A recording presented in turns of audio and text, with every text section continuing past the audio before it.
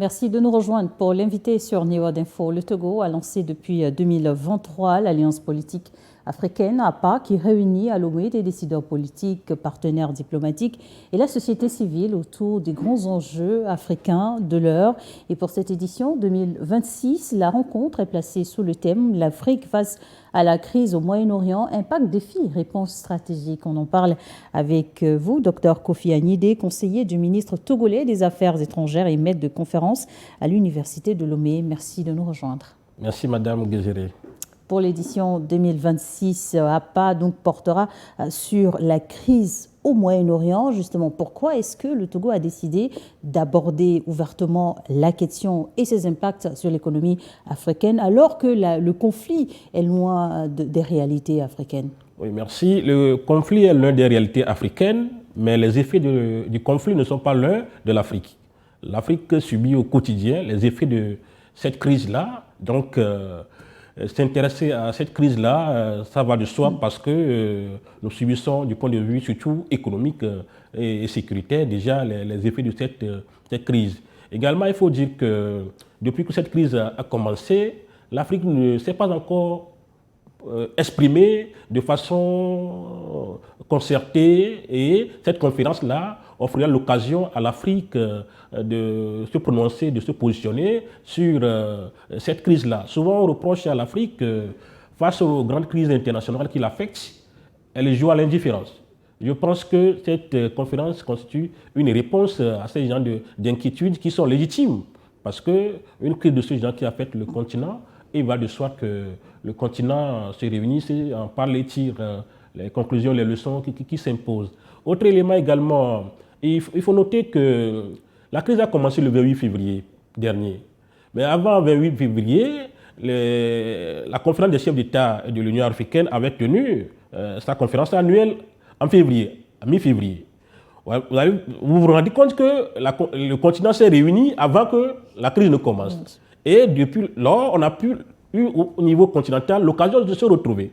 Et je pense que cette conférence vient à point nommé pour permettre au continent de se retrouver et de se retrouver, parler d'une seule et même voix sur cette crise et comme je l'ai dit tout à l'heure, pour tirer les leçons qui s'imposent. Mais aussi, qui suit bien le travail diplomatique du Togo sur la scène continentale, il faut dire que le président du Conseil fait un excellent travail sur le plan diplomatique parce que le Togo est aujourd'hui un pays qui porte la voix de l'Afrique sur la scène internationale. Et je pense que le fait que le Togo organise cette conférence sur la crise au Moyen-Orient s'inscrit en cohérence et dans la continuité logique de cet engagement du président du Conseil de notre pays au plan diplomatique dans l'intérêt du continent et du destin africain sur la scène mondiale. Une rencontre pour donc discuter de façon concertée des préoccupations de l'Afrique en lien avec ce conflit justement. Quelles sont les grandes figures que Lomé attend d'accueillir le 3 juillet prochain? Les grandes figures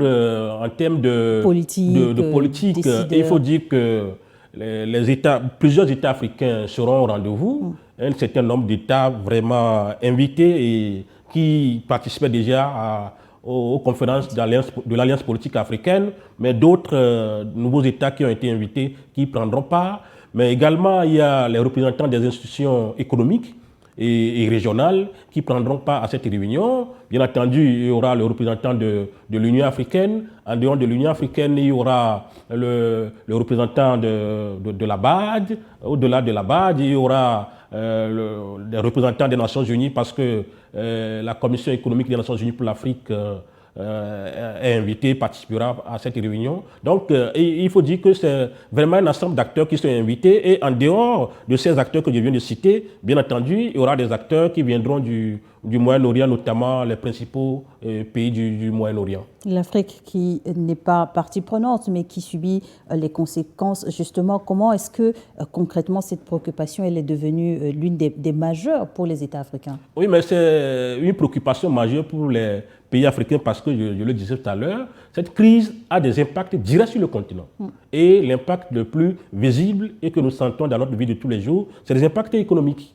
Impact économique, peut-être on y reviendra avec un certain nombre de produits qui ont vu leur prix augmenter. Et vous savez aussi que quand on parle de cette crise-là, surtout sa dimension économique, c'est lié au fait que au niveau international, en termes d'acheminement des produits, des marchandises, il y a les corridors qui sont perturbés avec la crise au niveau du détroit d'Ormuz. Donc voilà, c'est des éléments qui inquiètent l'Afrique justement parce que ils ont des répercussions sur le continent. Oui. Les conséquences aussi sécuritaires sont là et de cette crise-là. Et bien entendu, il faut préciser que le Moyen-Orient est frontalier à l'Afrique par la partie septentrionale du continent. Donc c'est une crise qui se passe juste dans une région qui est voisine au continent ne peut pas être, nous ne pouvons pas être indifférents à cette crise-là. Je pense que l'Afrique fait bien, c'est intéressant à cette crise dans le cadre de cette conférence de Lomé. Les perturbations, surtout dans le détroit d'Ormuz, ont mis en lumière la dépendance de l'Afrique aux échanges internationaux, mais quels sont aujourd'hui les principaux risques économiques pour le continent? Oui, il faut dire que sur ce point, il y a récemment un document qui a été produit par 4 entités. D'abord l'Union africaine, la Commission de l'Union africaine, la Commission économique des Nations unies pour l'Afrique, le PNUD et la Banque africaine du développement BAD. Et ce rapport a fait clairement ressortir un certain nombre d'impacts que cette crise-là a sur les économies africaines.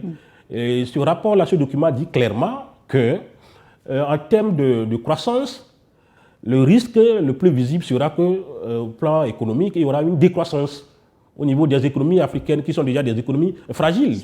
Mais aussi, il y a le risque d'inflation et la conséquence directe, c'est qu'il y aura la diminution du pouvoir d'achat des populations parce que quand les prix des produits augmentent, la conséquence, c'est que voilà, le pouvoir d'achat diminue.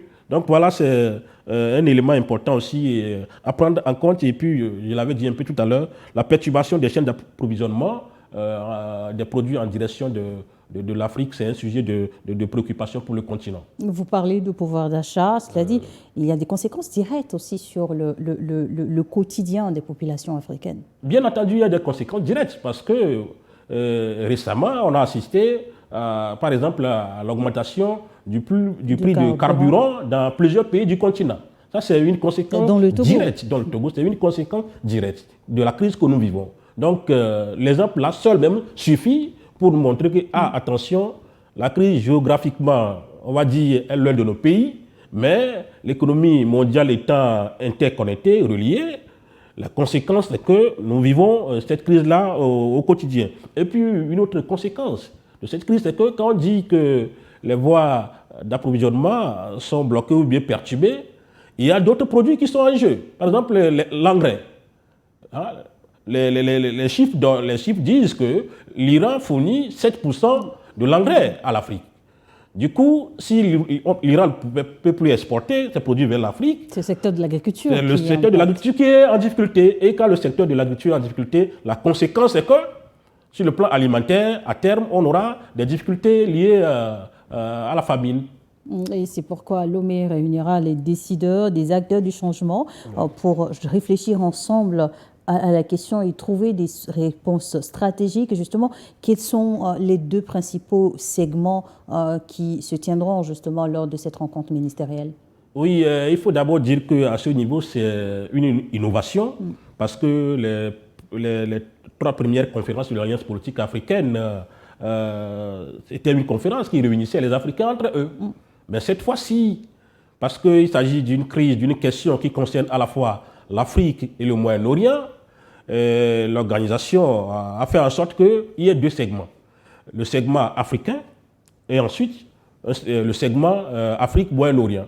Au niveau du segment africain, bien entendu, ce segment va rassembler les États africains, les ministres africains, et à leur niveau, il y aura un véritable dialogue interministériel sur ces questions et généralement, ou bien précisément, leurs échanges, leurs discussions porteront sur les impacts économiques et sécuritaires de cette crise-là sur l'Afrique et surtout des réponses, des leçons à tirer pour l'Afrique pour pouvoir aider à construire la résilience du continent face aux chocs exogènes. Maintenant, si je reviens au segment Afrique-Moyen-Orient, il faut dire que les conclusions qui sortiront du segment africain seront versées dans le segment Afrique-Moyen-Orient Et dans le cadre de ce segment Afrique-Moyen-Orient, il y aura un véritable échange, dialogue Afrique-Moyen-Orient entre les ministres africains et les représentants et les ministres des États du Moyen-Orient. Donc, à ce niveau, au niveau du segment 2,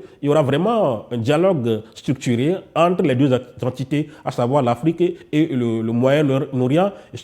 Et surtout, il faut dire que ça serait un dialogue direct, il n'y a pas d'acteurs interposés. C'est un peu voilà, le schéma en termes de segments tel que prévu dans le cadre de cette conférence. Selon plusieurs institutions, vous l'avez mentionné plus tôt, la poursuite du conflit pourrait ralentir la croissance africaine. Oui. Et vous avez cité le secteur de l'agriculture, de l'énergie, du pétrole. Oui. Et quels sont les autres secteurs qui pourraient justement être impactés et se retrouver vulnérables face à ce conflit? Oui, il faut dire que j'ai cité ces secteurs-là, mais les autres secteurs qui sont en difficulté, par exemple, il y a le secteur, il est vrai, j'en ai déjà parlé un peu, mais je reviens sur ça. Le secteur des transports. Le secteur des transports, nous disons tout à l'heure qu'on a augmenté le prix des carburants. La conséquence, c'est l'augmentation des prix des transports. Transport pas seulement des personnes, mais aussi des biens. Et bien entendu, au niveau du transport aérien, les coûts des billets en temps ont connu des augmentations. Vous voyez, c'est un secteur qu'il faut prendre au sérieux. Et bien entendu, il y a l'autre. Vous savez que l'économie africaine dépend beaucoup de l'exportation des matières premières. Exactement. Et bien entendu, sur ce point-là, mais cette crise-là fait que il y aura un problème au niveau de l'exportation de ces matières premières-là, parce que vous devez avoir à l'esprit que les pays du Golfe, les pays du Moyen-Orient sont aujourd'hui certains des pays de destination de ces ressources-là. Donc voilà un peu rapidement certains des points qu'il faut prendre au sérieux et qui sont des points impactés par cette crise-là. Et au-delà des aspects économiques, quels sont les risques sécuritaires et géopolitiques que cette crise fait peser sur notre continent? Je soulignais tout à l'heure la proximité entre Moyen-Orient et l'Afrique. À travers l'Égypte notamment. Voilà. Et puis, il faut aussi se rappeler, il y a les faits historiques qui sont là. Il faut dire qu'aujourd'hui, quand on parle du terrorisme en Afrique de l'Ouest, il faut dire qu'au départ, c'était d'abord au Moyen-Orient. Et progressivement, la crise terroriste est exportée vers l'Afrique et finalement le Sahel et les pays de la côte de l'Afrique de l'Ouest. Donc, cette facilité que la crise se déplace d'une zone à une autre, du Moyen-Orient à l'Afrique, vous voyez que si la crise arrive à se généraliser dans le Moyen-Orient, la conséquence c'est qu'il y aura des débordements. Et s'il y a des débordements en Afrique du Nord, voilà, et tout le continent risque d'être les impacts les effets en tout cas sont considérables pour le continent. Mais est-ce que selon vous, cette crise ne révèle pas également la faiblesse structurelle du continent en matière et de résilience économique, énergétique, voire alimentaire? Oui, c'est tout le problème de l'Afrique, ça. Parce que l'Afrique a son économie qui est essentiellement extravertie, autrement dit, tournée vers l'extérieur. Et c'est ça même qui explique le fait que nous subissons souvent très rapidement les crises d'ordre économique, parce que nous dépendons de l'économie mondiale. Et si une crise survient, la conséquence c'est que si les acheteurs de nos matières premières, voilà, s'ils ont des questions de sécurité, de stabilité propres à eux, mais voilà, ils se préoccuperont de leur sécurité d'abord avant de penser à faire des affaires avec nous. Donc je pense que cette faiblesse-là nuit beaucoup à l'Afrique en termes de résilience. Et je pense qu'aussi, un autre élément aussi, c'est qu'au niveau africain, c'est qu'on ne commerce pas assez entre nous. Justement, Lomé a accueilli il y a cela quelques semaines une grande conférence avec la ZLECAf autour de la question comment encourager davantage les échanges intra-africains. Comment est-ce que la question sera prise en compte lors de la rencontre de juillet prochain? Oui, mais je pense que c'est l'une des pistes à explorer. Parce que si on est tous conscients que dépendre trop de l'extérieur nous expose, pourquoi ne pas explorer les voies endogènes de construction de la résilience? Vous avez des exemples types en Afrique de l'Ouest avec la raffinerie de Dangote. Si, vous voyez, sur le plan énergétique, on a des pôles comme ça dans les différentes régions. On se rend compte que sur le plan énergétique, on serait moins dépendant de l'extérieur. Et si on multiplie le même exercice dans plusieurs secteurs, vous allez voir que progressivement, on va construire une certaine autonomie à l'interne qui réduirait la dépendance du continent au plan économique de l'extérieur. L'Afrique face à la crise au Moyen-Orient, impact, défis et réponses stratégiques, c'est le thème retenu pour la rencontre donc, ministérielle dans le cadre de l'Alliance politique africaine APA de Lomé en juillet prochain. Quels sont précisément les objectifs de la rencontre? Oui, les objectifs spécifiques, précis de cette conférence, d'abord, donner l'occasion aux États africains et à leurs partenaires du Golfe et autres partenaires internationaux de discuter des impacts, des conséquences économiques de la crise au Moyen-Orient pour l'Afrique. Autre objectif également, c'est de donner l'occasion à l'Afrique, aux pays africains, mais aux autres pays invités, d'échanger sur les conséquences et les implications sécuritaires de cette crise-là sur le continent. Et bien entendu, l'autre objectif aussi, c'est lié au fait que cette réunion vise aussi à offrir un cadre de dialogue entre l'Afrique et le Moyen-Orient sur une crise qui affecte l'Afrique sans que l'Afrique ne soit une actrice directe. Au-delà de ça, l'Afrique, quand même, à travers cette conférence, apportera ses perspectives, sa façon de voir, son appréciation, son approche sur les conduites à tenir dans le règlement des crises internationales, dans le règlement des conflits internationaux pour éviter qu'on aille vers des situations de crise extrême qui ne seront bénéfiques à personne. Et quel rôle l'Alliance panafricaine, l'Alliance politique africaine peut-elle jouer dans la construction d'une réponse africaine face aux différents conflits dans le monde?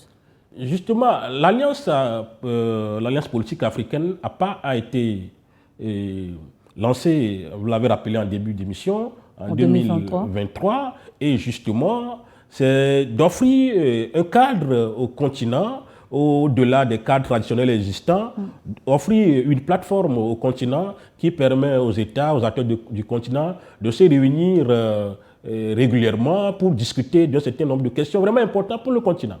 Je voudrais rappeler que la troisième conférence ministérielle qu'on a tenue en juin l'année passée, au cours de cette conférence-là, on avait discuté de comment renforcer l'autonomie stratégique de l'Afrique en termes de défense et de sécurité.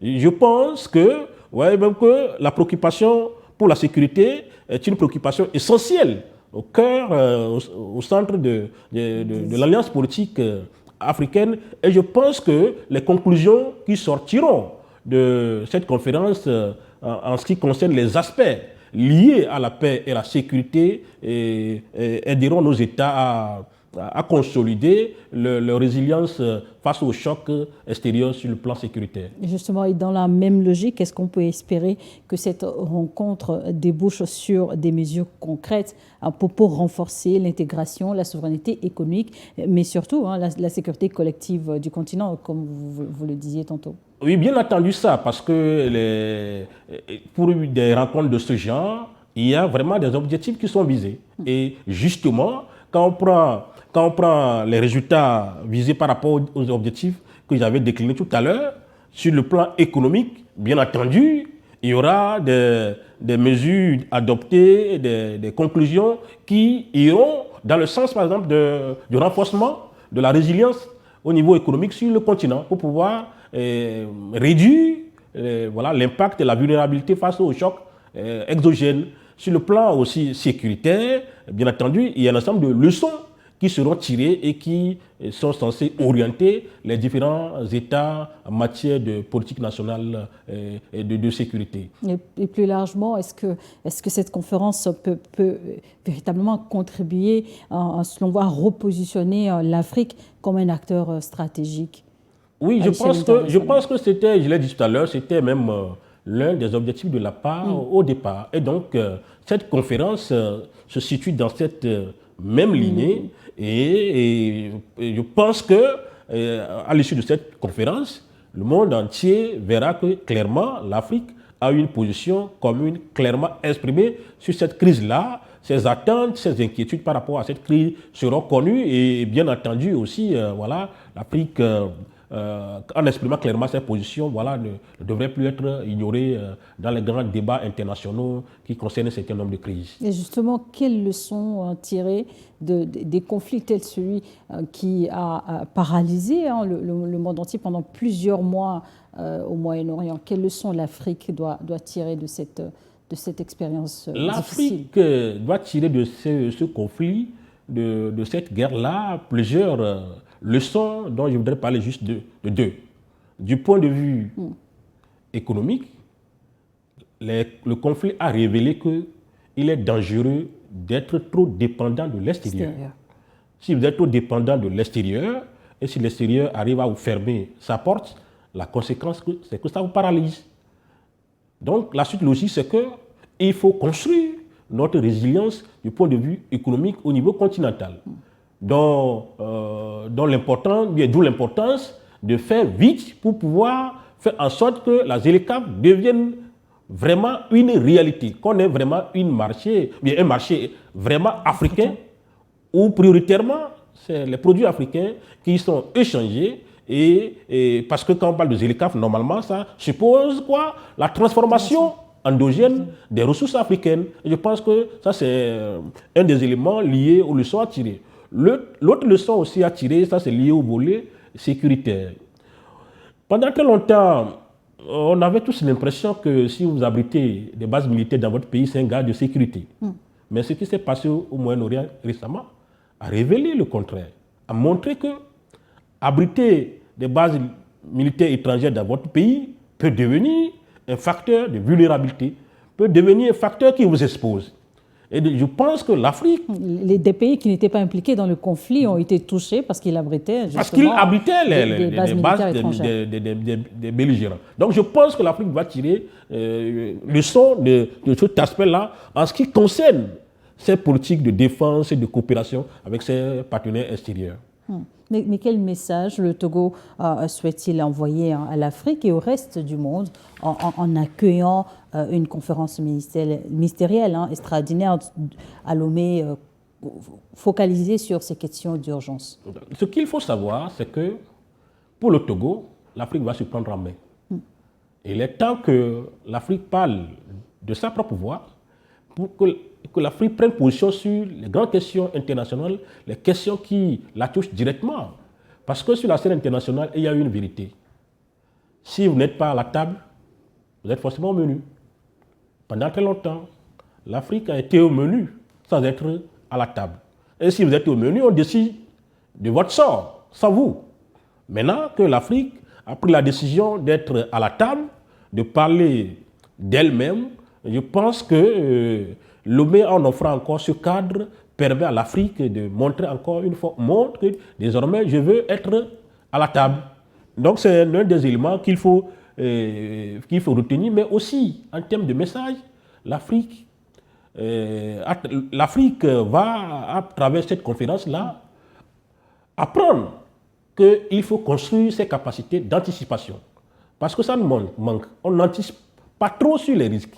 Donc je pense que les conclusions qui seront tirées de cette conférence-là aussi iront en ce sens. Parce que Lomé, à travers cette conférence, montrer aussi à l'Afrique, il faut renforcer notre capacité d'anticipation. Et maintenant, au niveau du monde et des partenaires extérieurs, cette conférence montre aux uns aux autres que l'avenir du monde passe aussi par l'Afrique.